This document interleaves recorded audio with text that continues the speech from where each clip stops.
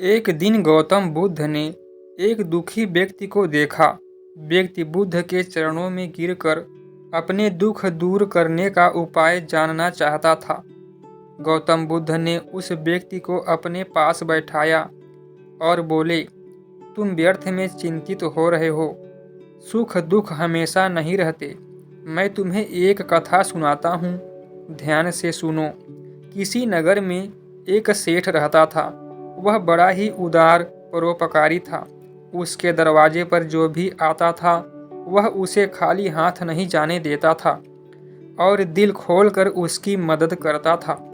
एक दिन उसके यहाँ एक आदमी आया। उसके हाथ में एक पर्चा था जिसे वह बेचना चाहता था।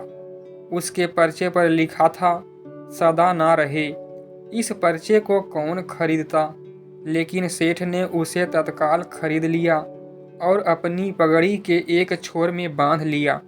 नगर के कुछ लोग सेठ से ईर्ष्या करते थे। उन्होंने एक दिन राजा के पास जाकर उसकी शिकायत की, जिससे राजा ने सेठ को पकड़वाकर जेल में डलवा दिया। जेल में काफी दिन निकल गए। सेठ बहुत दुखित था। क्या करे, उसके समझ में कुछ नहीं आ रहा था। एक दिन अकस्मात सेठ का हाथ पगड़ी के गांठ पर पड़ गया। उसने गांठ को खोलकर पर्चा निकाला और उसे पढ़ा। पढ़ते ही उसकी आंखें खुल गई। उसने मन ही मन कहा, अरे तो दुख की बात क्या है। जब सुख के दिन सदा ना रहे तो दुख के दिन भी सदा ना रहेंगे। इस विचार के आते ही वह जोर से हंस पड़ा और बहुत देर तक हंसता रहा। जब चौकीदार ने उसकी हंसी सुनी तो उसे लगा सेठ मारे दुख के पागल हो गया है। उसने राजा को खबर दी। राजा आया और उसने सेठ से पूछा, क्या बात है। सेठ ने राजा को सारी बात बता दी। उसने कहा, राजन, आदमी दुखी क्यों होता है।